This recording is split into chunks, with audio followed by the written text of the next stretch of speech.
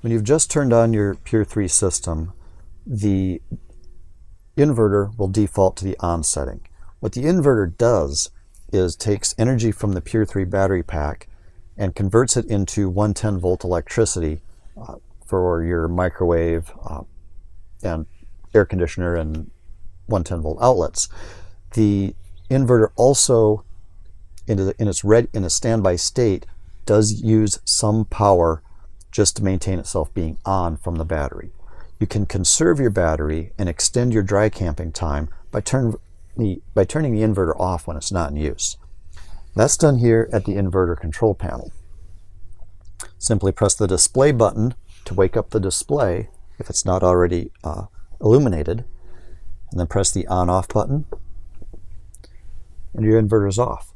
You'll still have 12 volt power throughout the coach for all of your lights, USB outlets, etc., but your 110 volt power won't be available. To restore your 110 volt power, simply press the display button if the display is dark, and then press that center button again, and your 110 volt power is restored.